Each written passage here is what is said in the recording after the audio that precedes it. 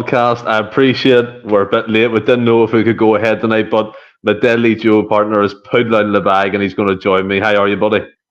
Aye, all good, Stephen. It's been a bit of a hectic days. We were talking of it. We've actually both been looking after our kids today. So I think the nature of our podcast, the age folk, well, Willie's actually out enjoying himself. He's out in the works too. So is my missus, hence why I've had the kids all day. You've obviously had the kids all day. Ross can't make it tonight because he's got his missus away out. So that's the moral of the story. Didn't have kids, folks. Didn't have kids. Oh, man. Wrap it up for as long as you can. I'm only joking. To be honest, I had a day off work today for it to obviously look after the Wednesday. I've got holidays here, so it was a no-brainer at the time, but it's worked it perfect because, as you know, Stephen, in the group chat, just been sitting watching the golf. It's been great. It's been great. Our group chat has turned into the Ryder Cup chat, and it's making me ill. It's making me absolutely ill. It's not amazing, mate. It's not. You can't even see the ball when it's hit. It doesn't make no sense. Like, why do you want to watch someone hit a ball into thin air and go, wow? It doesn't make any sense to me. Like, trust me, we'll follow it, Stephen, but it's good. Sorry, we've got two people live with us at the minute anyway, so we can bounce off each other, making a quadruple. Let's go for it. Nah, but like you said, I've been busy all day. I've been flat out with my wee ones, and the oldest one had her second judo class, and she absolutely loved it. So I'm buzzing for her. She's done really well tonight. And well, let's get stuck right in. We'll start talking about Celtic. And at the minute, Franny, they're quietly going about business again. They're tying players down to contracts. And one of the first ones this week that was announced was Anthony Ralston has signed a new deal. Now, people may think, me personally, it's like, you all know my views on Ralston, but I do understand it probably from more the Scottish quota side of things for a Champions League squad. And to be fair, there's not really a right back going to come in and at £4 or £5 million and really play understudy to Johnson. We'll have to upgrade him, if anything, to improve that position. So it's a good bit of business by the club. And also Ralston's come through the academy. He's had his loan spells away from the club. He played it well under Postecoglou. And he's one of these players, Franny, you can call upon just to do a job for you. Nothing spectacular, but he's there and he gets stuck in about it. And I thought I'm not going to sit here and pretend, Stephen, that when we've kind of started this podcast that I was Anthony Ralston's biggest fan. But you can't argue with his body of work in the last 2 years.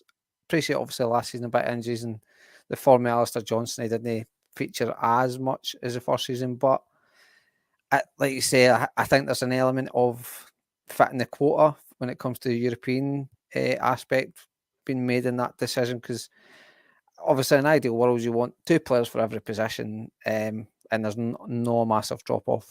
But I agree with what you're saying, trying to get somebody at Alistair Johnson's level coming in and be like, well, maybe not necessarily saying, look, you've got to be understudy, but to start where you are, it's to keep that level of player happy, whether that be the new guy that comes in and ends up taking Johnson's place and he's on the bench to then try to keep Johnson happy. It's hard to do, where I think Tony Ralston, you know what you're going to get from his. Since certainly Postecoglou's came in, I can't really think at any time he's properly let us down. Where he went off, fucking hell. I think he's been steady enough, so it's one for me that makes sense. Makes sense more than anything. It's not even that as well. He came in, he scored some fatal goals. Dingwall, for example, 97-minute header to send us on to the league title. That was a really pivotal game in that kind of league campaign. And I think with Ralston as well, Franny, me and you, we aim for the sky and probably land on the ground most of the time. We land on the ground, like, do you know what I mean? It's one of these ones. Borderline football manager. Football manager.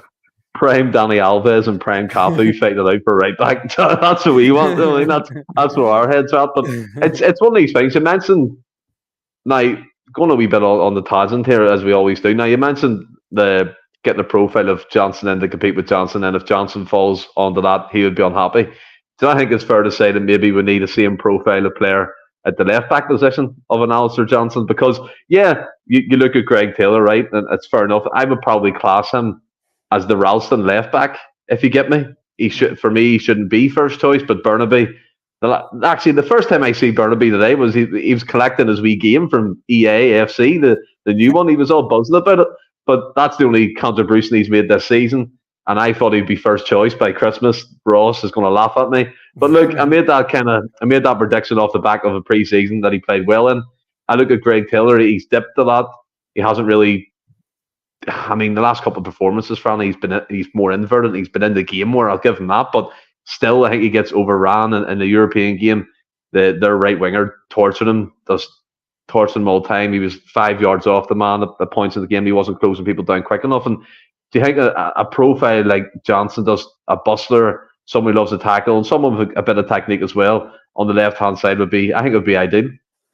Oh, definitely, Stephen. Like, and the again. Go on, David. Spread the word.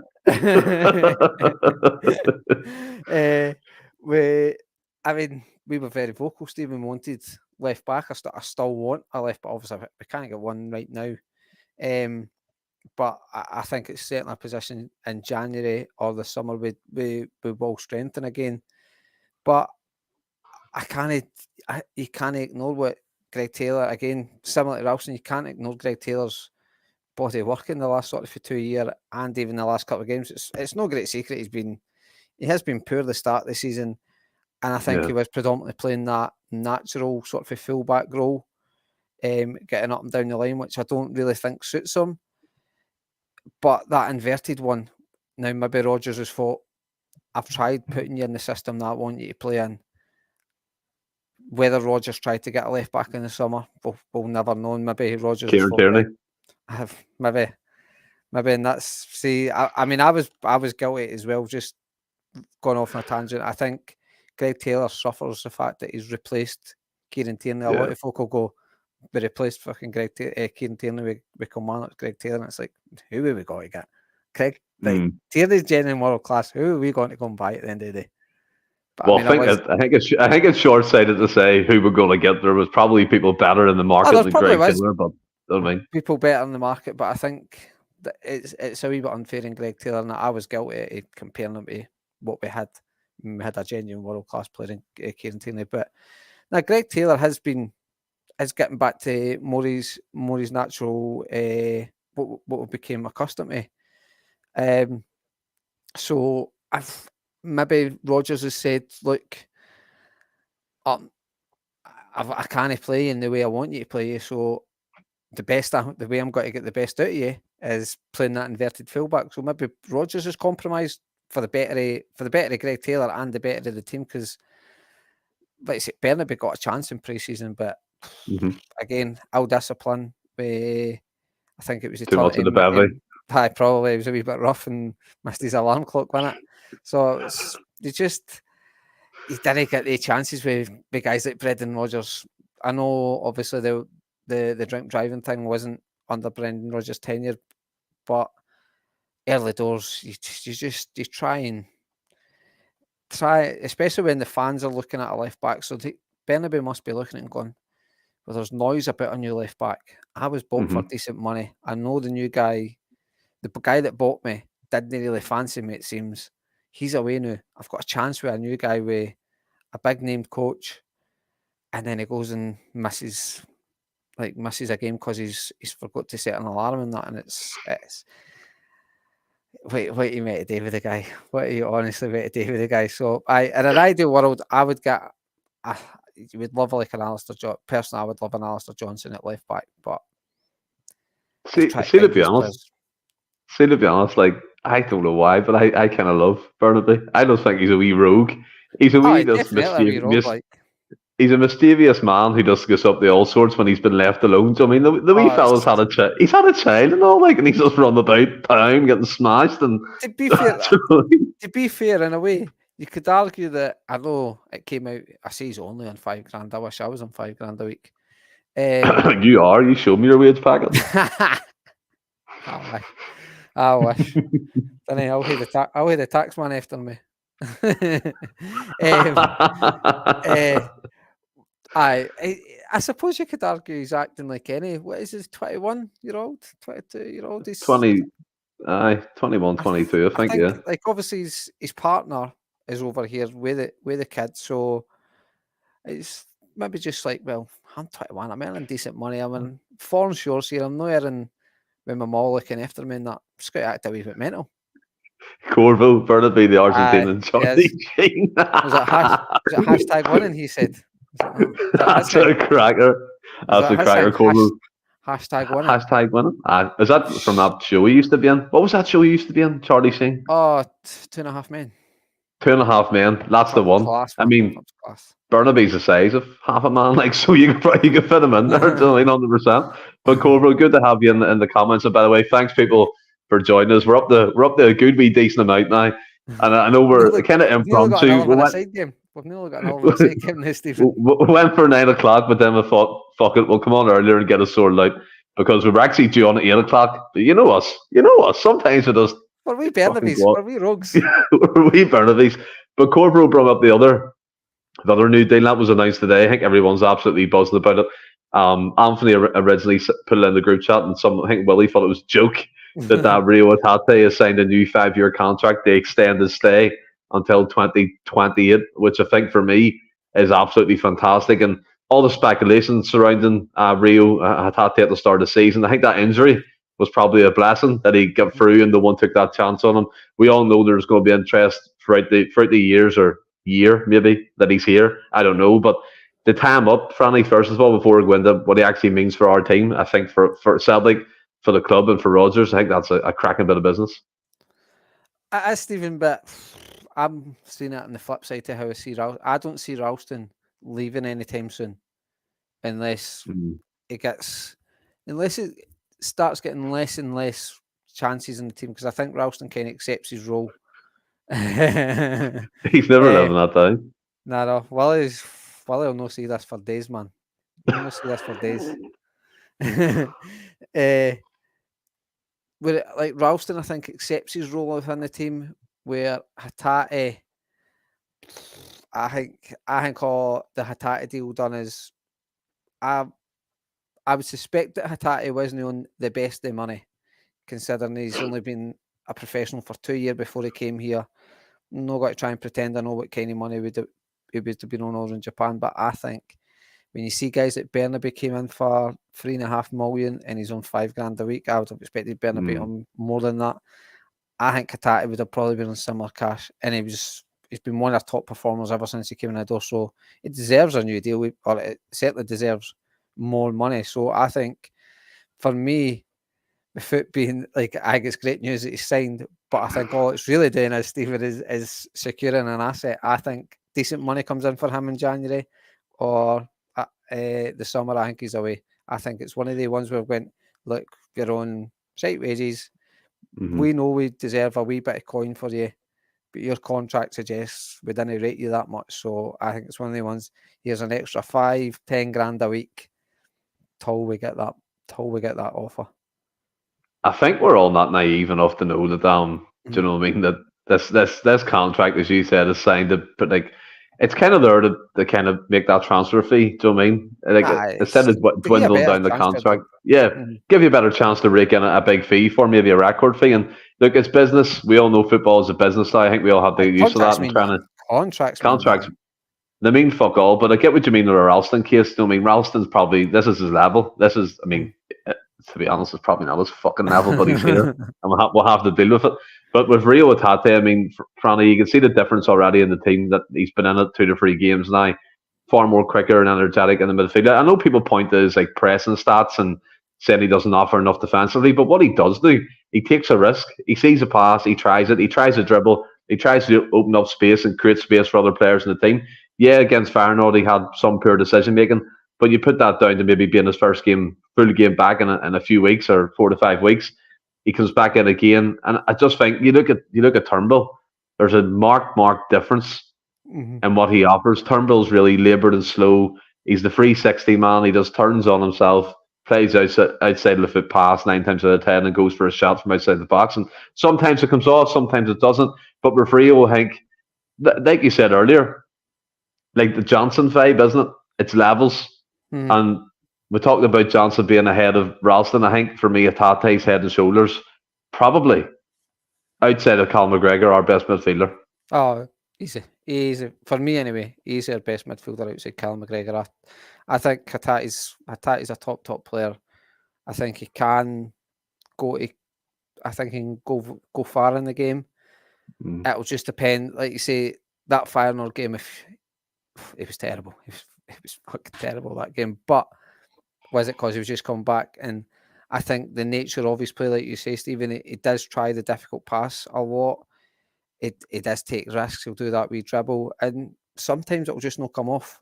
But I like that. It's the fact that he's willing to make a mistake. I think players that are not scared to make a mistake are a better player, because you're not going to take the easy option 9 times out of 10. You will try the difficult thing, and the difficult thing, when it comes off, generally is what beats a team. Will maybe break the lines and stuff. So I think Hatate, Tumble, I bigged up Tumble to start the campaign and stuff. I actually felt he could work under Brendan Rodgers.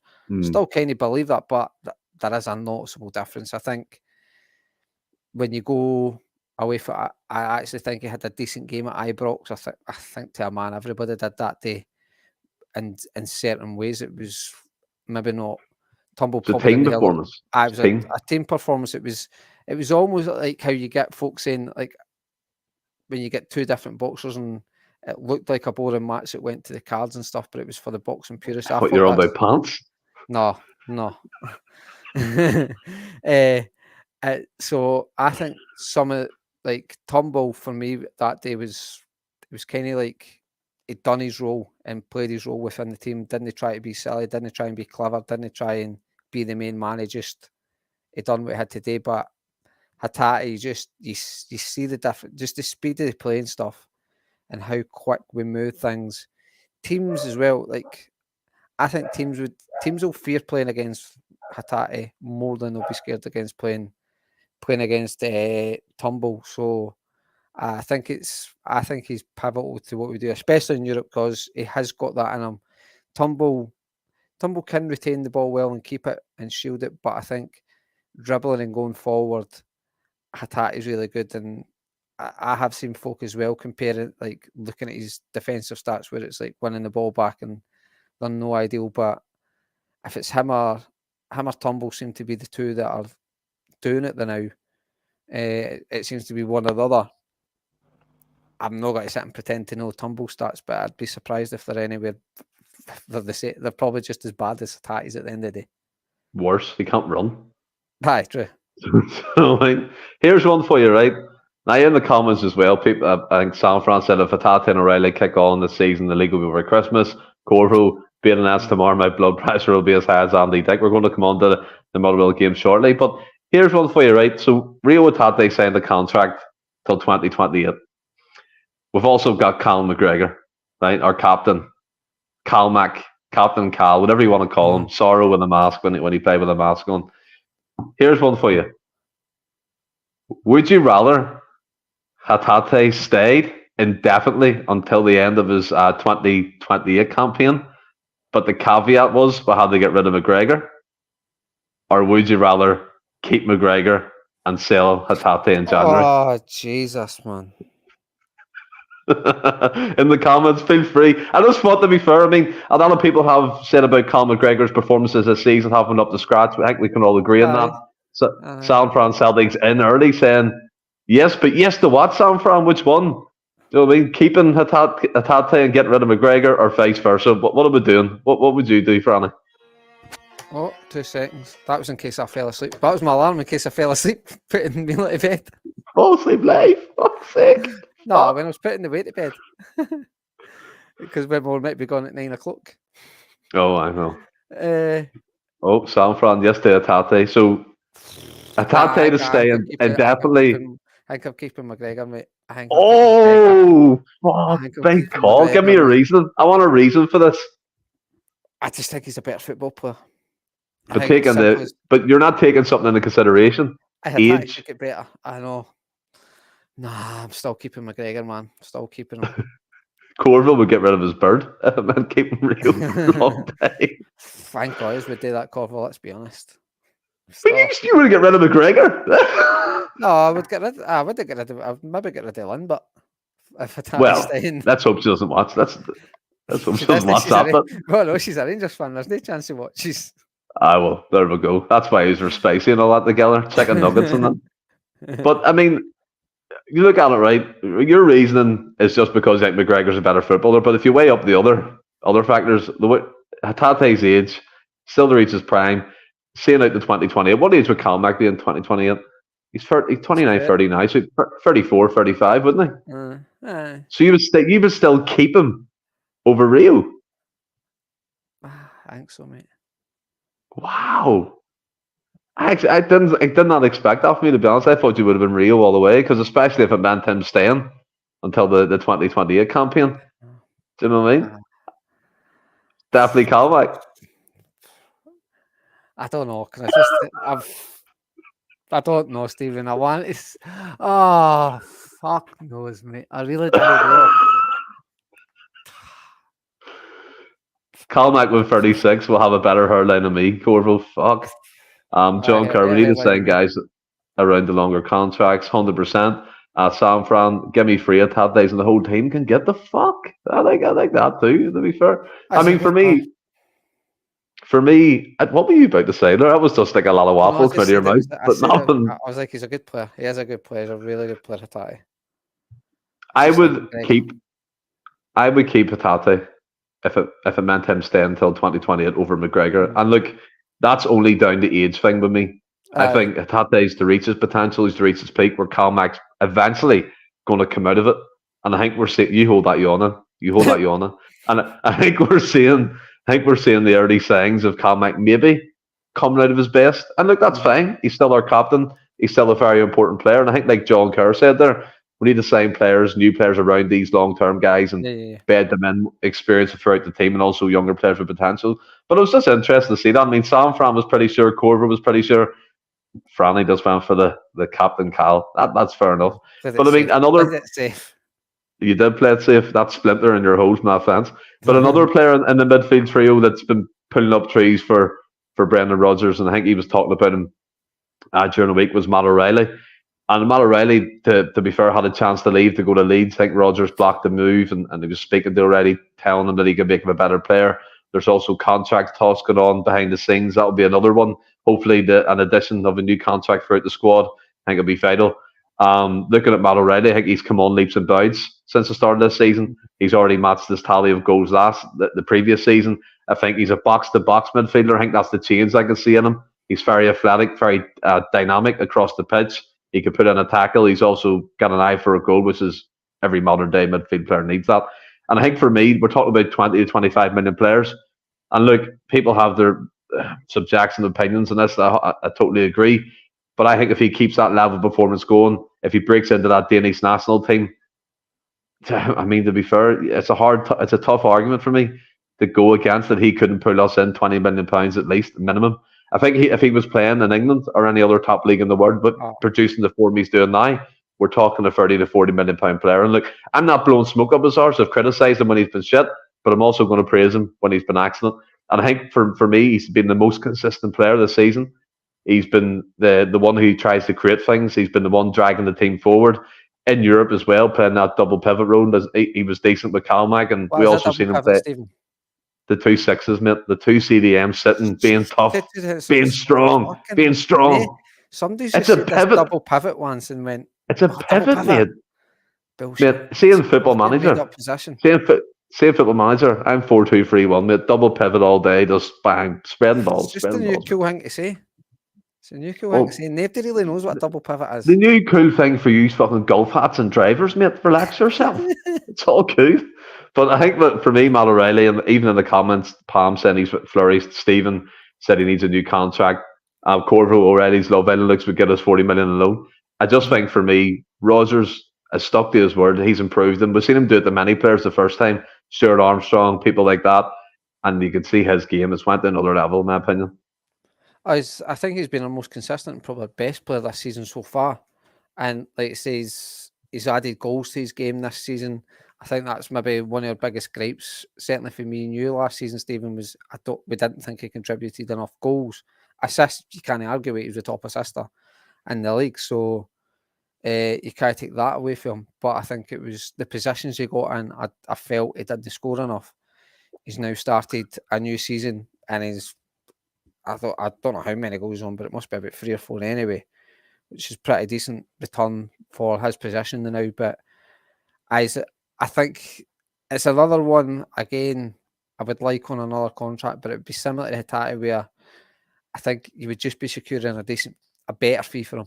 I think you'll still, if you're talking, you're knocking back 10 million for him.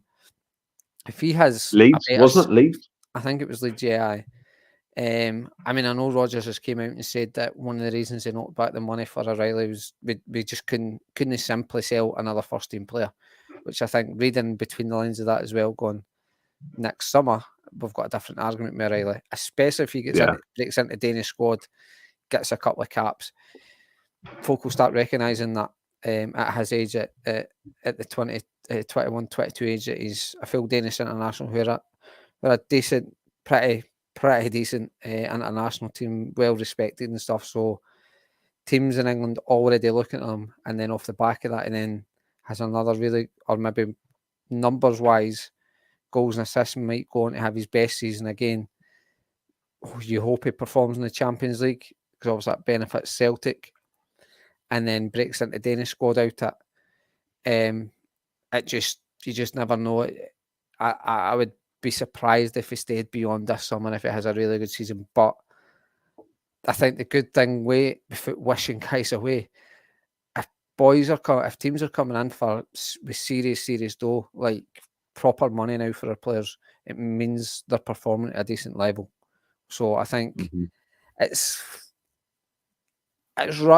shite losing some of your best players, but it's equally, you've got to look at it and go, well, they're obviously doing something right. It's the nature of the beast where we are. It's sort of where we are in the food chain, if you like. It's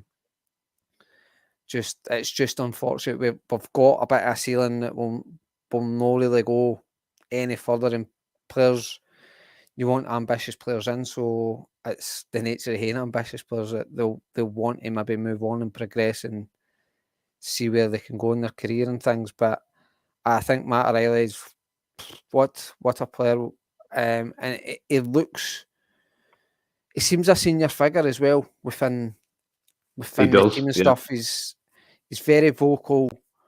I think he really likes working with Rodgers. I know folk tried to say it was a dig at Postecoglou, saying how he talks to them. I don't know if it's much a dig. I just think it's maybe more Brendan Rodgers is a manager he prefers to work under, or more than the Alki manager that he likes to work under and stuff. But I think he's a proper leader as well when you look at it, because I think when he came in under Postecoglou, it just looked like Tom Rogic 2.0. He just looked like that type of player that was just got totally different. The number 10. No, he is. And then obviously when Callum McGregor got injured in the Champions League, he played the 6th role. Yeah, really, really good. And then I agree. I think he's playing more than an 8, like your traditional 8 box to box midfielder. So I think that shows leadership skills for me as well. That he can play pretty much any position through the centre of midfield anyway. We're up to 34 watching now. Fucking unbelievable. That's like what's that? 10,000,000% growth.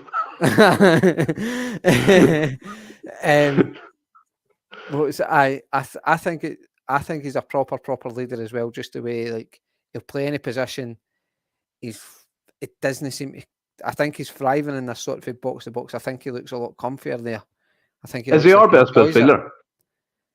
Nah, I think Callum McGregor's still our best midfielder, but I think I think when you look at the three, I would argue they're our strongest three, and I think they're three really, really good players, and there's fair argument for.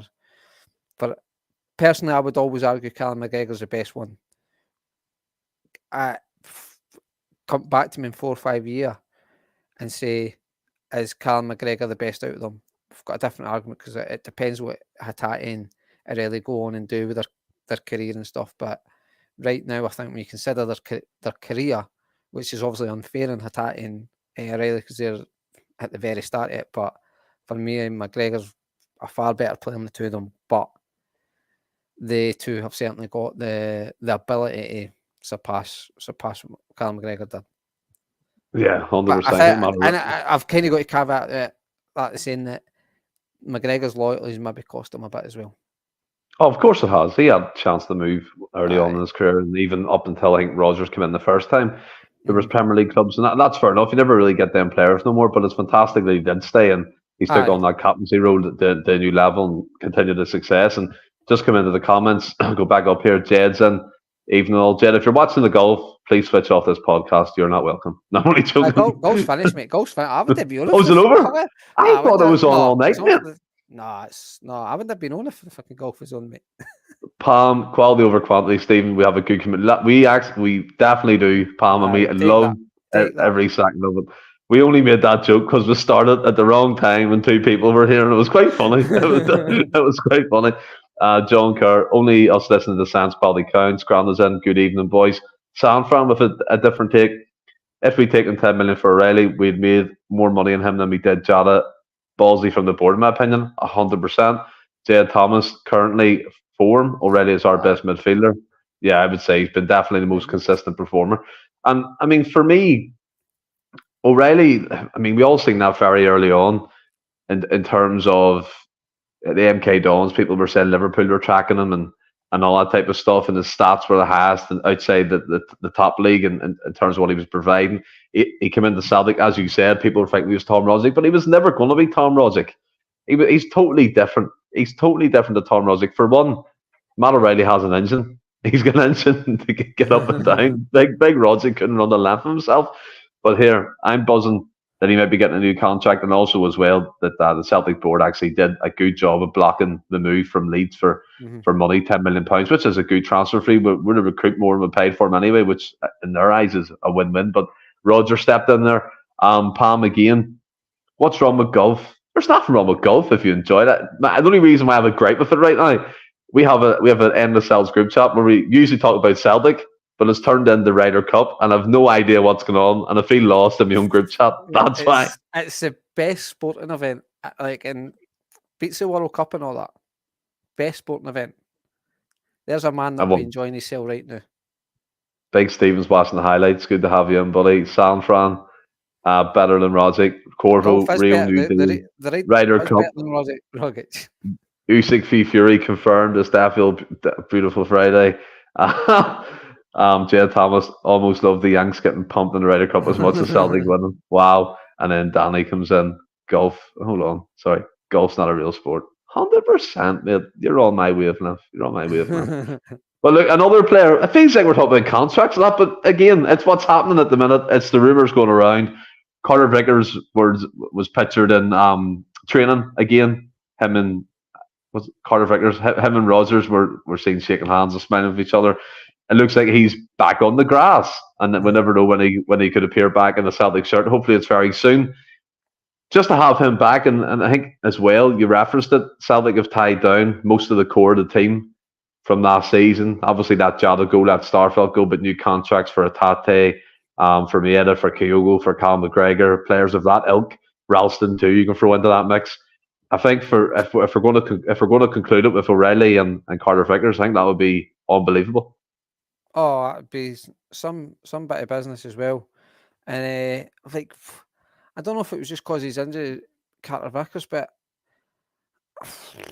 probably got to come back and bite me in the ass. But I think he might be one that'll hang about for a wee while. I know he's obviously been here 2 years now, if you count, like considering his loan and stuff. And by all accounts, I think he'll hang about this season. But I think he's one. If you can sign him onto a new deal, I think he'll be one that's actually signing. Similarly, I think O'Reilly might be one. I've all just said that. I think O'Reilly would maybe. I don't know. O'Reilly maybe would stay. I think Carter Vickers is one that would actually sign it to stay with intention to stay. It's no. Obviously, there would be that in the background. Celtic could be looking at going, well, we're obviously protecting our asset again, and we're getting decent money, but can't tell, Alistair. Can't tell. But no, I think that'd be a great piece of business if he tied in Carter Vickers. It'd be a massive statement if you got. I mean, Callum, as silly as it sounds, Callum McGregor was one. I don't think any of us ever worried was leaving. I couldn't even tell you when his initial contract ran out. I couldn't even tell you when his contract ran out, so he was never one that I feared leaving. Maeda again, didn't really fear him leaving. And for me, I think it's a good piece of business, especially off the back of a decent World Cup and stuff. And then obviously Ange leaving, you just never know if Ange would take him. I doubt it. I really doubt it would take Maeda, but you never know. Or you maybe just thought, well, he might have thought, well, Ange's away, I might need to look to pastures new. I came here for that guy. I'm not here for Rodgers. But he was one that I never worried about leaving. So I was like, as much as I think it's good business, it was no one that I was like, well, I'm glad that one. And Kyogo was one that was massive, I think. Although me and Ross kind of spoke about it privately during the Arsenal game, that Kyogo was never one I feared going this summer, because Harry Kane gone. Like whether there was obviously we all know what Postecoglou can do and stuff, but I think there was still the snobbery when he went down there. Folk going, Tottenham's actually hired the Celtic manager. Like I think there was, and then obviously he's obviously got off to a great start, and obviously Kane's left, which I think I'd say to Ross, I'd say to you, I think it would benefit Postecoglou him leaving, in the sense that not that I don't think he could play. Kane's a fucking world class player, but I think it bought Postecoglou time, in saying that his main man's away, so it kind of buys him time. He's just hit the ground running, but I don't think it would have been a sell that he would have been able to do, saying I'm replacing Harry Kane with Kyogo. Now, if Kyogo has another good season this season and scores in the Champions League in the summer, I'd be worried that Kyogo goes. I'd make a prediction. I think that's an easier sell to the top. If Postecoglou has a good season at Spurs, Kyogo has another good season at us and scores in the Champions League, I'd make a prediction, Fanny. I'd make a prediction. Kyogo, his last move's gone. It's passed him by. He's 20. He's 28. He signed on for another 4 years. He'll be with us until he goes back to Japan. He's not moving to England. I hope so. I'm not saying I think he's one that's looking to leave, but I think if Postecoglou has a very successful campaign down there, Kyogo goes and scores 30 odd goals again this season and manages to score some in Europe and the Champions League, whether we drop into Europe where he gets maybe 5 or 6 European goals, it would not surprise me one bit. Do you know this guy? No. But it would not surprise me one bit if Kyogo leaves. But out of all the contracts signed, guys like Maeda, although I've just said about Kyogo, Callum McGregor, it's all great pieces of business. If you can then tie Carter Vickers down and O'Reilly down as well, I think that's massive, massive business that you've done. And it's one of them. It gives you security. In the team. 100%. It's vital to tire players down, and even if they're assets, it secures that transfer fee for when we actually do sell them on, which is a good bit of business by the club. But also, again, you go into the transfer money will ever be reinvested back into the squad. Who knows? Maybe one day they'll wake up and smell the coffee. But you said massive. We've got a massive game coming up tomorrow at Fir Park, Fanny. Stuart Cattlewell's Motherwell team have been absolutely flying. I think outside of us, outside of us up until last week, they picked up the most points in the league from the turn of the year. He's got the team playing expansive football. I watched some of the game they played at Ibrox and I thought they should have won. And they had a lot of chances. They were passing through Rangers at times, and Rangers were actually holding on to the ball, the corner flag, and wasting time to see that game through. So that tells you where their heads were at playing this team. And I think for me, this is a tough game because it's a Fir Park, a tough game because we have Scott Bain in that, so not Joe Hart. So we all have to be firing all cylinders. It's not one for me to be took lightly. Look, I know we've went to Fir Park before and we've won quite easily and comfortably at times, but Stuart Catwell seems to be no mug in the management game, albeit he had a bit of a rough spell at Ross County, but a lot of managers do that. He's come in, he's brought in the players he wanted to. They play with pace, they play with strength in the midfield, and they've got good, solid defenders. And Franny, to me, it's going to be a tough afternoon. Oh no, definitely.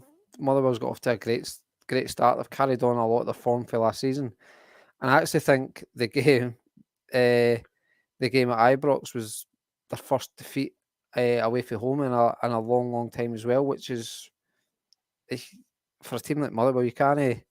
It's a great achievement for them, but I think the Livingston away game last week will give us massive confidence. It's a different level of opponent.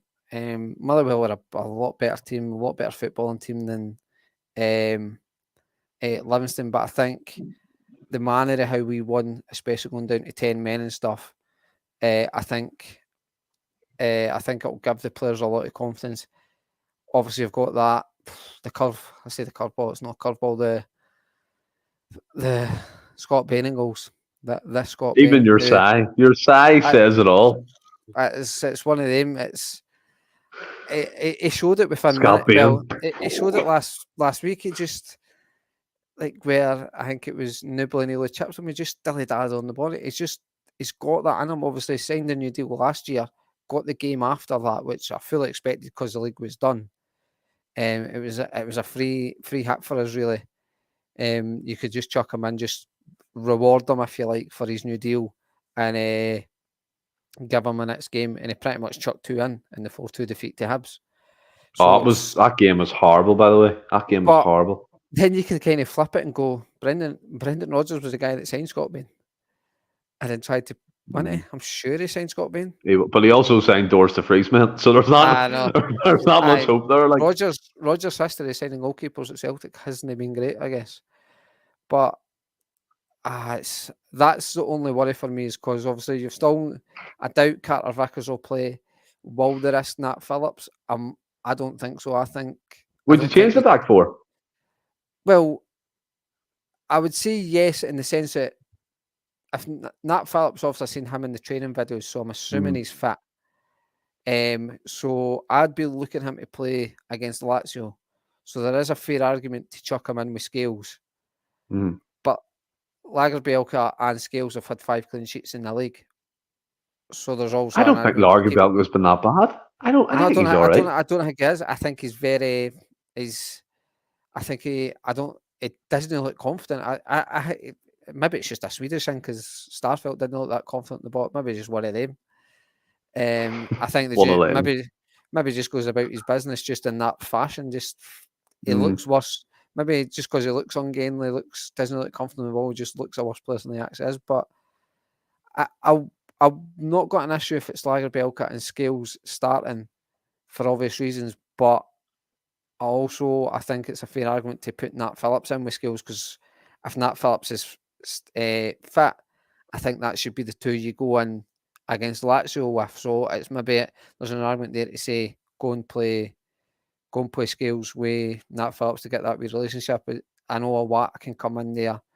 I would rather a guy that is a centre half playing at centre half. I know we've got a lot of injuries in centre half and sometimes needs must, but I would certainly I would not argue. I would not want to be putting a Watt in there. I think he's been unfortunate in the past and been chucked in at centre half, and he's just not centre half.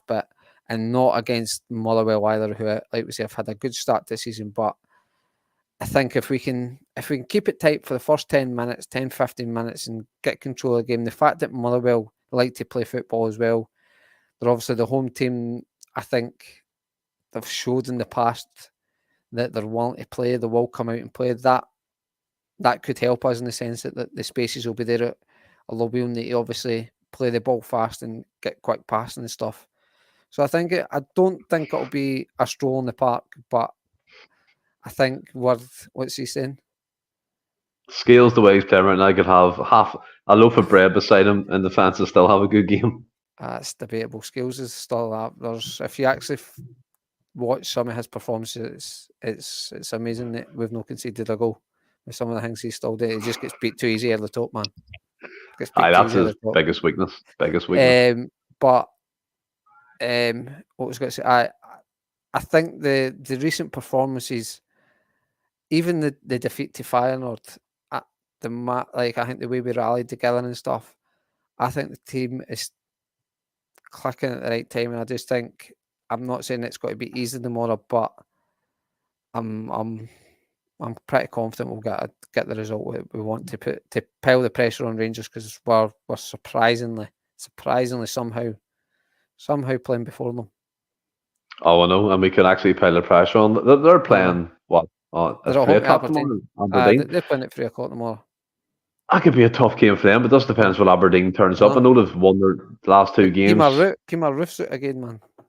Kemar Root is the right name for him, to be fair. But yeah, and I know Aberdeen, they've picked up a few decent results. They played Frankfurt in Europe and actually give a good account of themselves over in Germany, which is good for Scottish football. But I mean, if we go back to the Celtic, I like playing at Fir Park for one of the reasons. They have a good surface 9 times out of 10. Looks nice and slick, and that could help us. They also play with a wide pitch as well, so they're looking to play expansive. We'll be looking to play expansive. And one thing, Franny, I think we need to discuss: it's not on TV, and that for me is absolutely embarrassing. Like why put it at 12:30 if it's not telly? I didn't get the kickoff time if it's not on telly. Does not make sense to me. Sky Sports, isn't it? Sky Sports. It's just showing the contempt that they have for their game. But the problem is, Stephen, nobody else is bidding against them, is it? That's the problem right now. Mate, we could do a whip round with the 43 people here and come up with 19 million. No problem. Let's get a TV lead on. I would like to think we could kind of have a sort of SPFL streaming service. But when you see the numpties in charge of your game now, could you really trust them? You couldn't trust Emmons, mate. Could you really trust them to actually get to run a streaming service? No, 100% no. But again, we're talking about streaming services. It's available tomorrow on Motherwell pay-per-view. So if you want to pay £12, go ahead. I'll be paying £12. I'll be paying right on cue, £12. No problem at all. But again, look, we'll finish it off with the lineup and score prediction. Go ahead. Scott Baines and I'll be surprised. Obviously Joe Hart's suspended, but I will be surprised if Benjamin Siegrist is in goals. Absolutely surprised. I think Scott Baines... I'd bring him back in, like. By the way, Joe Hart wasn't happy when he showed up that red kid, was he? Oh, that was funny, but he just went like that. It was quite funny, but Joe Hart was having none of it.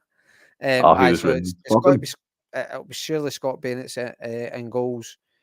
Right back, Alistair Johnson. Left back, Greg Taylor. Scales at centre half. This is where I'm struggling, because I'm simply got to go Lagerbielke, because I just don't know when Nat Phillips is with his injury. I think you've got to wrap him up Cottonwell for the midweek, simply because, again, Lagerbielke has got to be suspended. But then would you not be risking him? He came on. He was the defender meant to replace our injured defenders. Got injured. He's coming back. What's going to happen? He's going to get injured again. 100%. I know. I think I would start with Lagerbielke, and if you get in a comfortable position score wise and stuff, I would then bring Nat Phillips on to get. No, we'll not be in it while he's out. I'm paying for it in my house, Alistair. We're paying for it, Alistair. Don't get us a sack, Chief. I know. We're paying for it. I'll not be watching it any more of that, Alistair. I'll not be watching it tomorrow. What's a fire stick? I have no idea what that is. No idea. Must be something that the young team talk about these days. Yeah, must be vapes or something like that. Never seen one in my life. But fuck it. What are we saying, brother?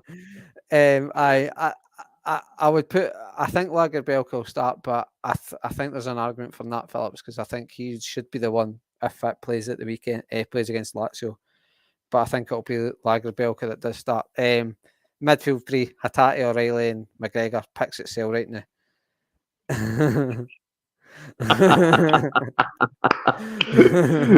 Corvo, wow! Don't let your missus tell you that one. Do not let her tell you that one.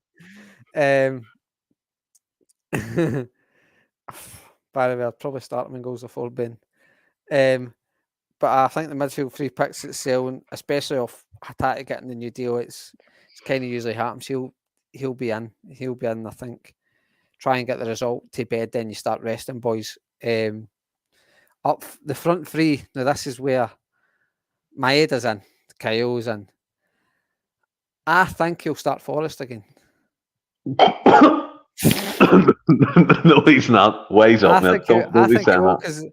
a wee bit of me thinks it hurt him last week having to take. Like Forrest was the obvious sub in a way, I think, to come off. I think tactically Rodgers had that subbed up great. If you ever go down to 10 men, a Maeda or a Kyogo are great because they'll just run all day. And the fact they could keep the two of them on, I think they were two fantastic players to have when you go down to 10 men. And the fact that he just put them wide was great. I think that maybe upset Rodgers a wee bit. And I don't think again I've got Europe in mind where I think a Palma or a Yang can easily come in at Europe and I'll do it. But then I don't think if you're saying it's one of them, you should Franny, be getting minutes in the legs. You should minutes in the legs. Come on. I think you can maybe try and get the game to bet. I honestly think the front three will be Forrest because I do think that might have hurt Rodgers a wee bit having to take him off because he's not going to get a lot of starts, Forrest. And I think Forrest knows he's not going to get a lot of starts. Sentimentality, mate. What have we spoke about so many times? I know. Get it out the window. Get it so far away from it. Doesn't need it. We don't need it. Forrest to start. Forrest, Kyogo, and Maeda. That's your front three in the morning. Prick. What's your score prediction? I think a tricky 2-1 it is. I think Motherwell will score. Corporal, if I see Forrest starting line up and chucking the TV out the window. Make sure you unplug your Fire Stick, Corvo, in case that's what they are. Considering he thought it was a dildo, he's unplugging it from somewhere else. But I mean, for me, I'll go Bain and goal, a back four of Johnson. Fuck. That's a tough one. Johnson, Tomoki Iwata, Scales, wow, and Greg Taylor. Midfield three of Calmac. A few interviews lately, so I can see it. Calmac, O'Reilly, Hatate. Forward three of Yang, Kyogo, and Maeda. And I'll go with tricky 2-1. I think Motherwell will probably score. I think they've scored in every game they've been in, apart from last week, I believe. But yeah. I mean, Stuart Catwell has been playing decent. And Franny, for an impromptu podcast at the most random time ever, we started off with 2, we're ending up with 35. It's been a brilliant interaction with thank yous for getting involved. Pam, Stephen, Corvo, John, Paul, everyone getting their comments in. It's been excellent. Alistair, Jack too. Have you enjoyed this, Franny? It's been good. It's been a really good Friday, Steve. As I say, had the time off for the kids, but I mean, you're busted. The kids, I'm tired of watching the kids, but I mean, they never got to watch much telly because I had to golf with me through the day. So I've enjoyed it. Europe's been fucking brilliant. Yeah, what in golf? Of course, in golf. Who gives a fuck? Fuck's sake, man! We're meant to end on the pod. We're meant to end on Celtic in the podcast. Yeah. But until Monday, everyone. Europe. He's sacked. He's never coming on again. Never ever. I think Danny said you're a caddy. You're actually a wanker as well. To add on to that, But until Monday, everyone, stay well and keep safe. Hail, hail.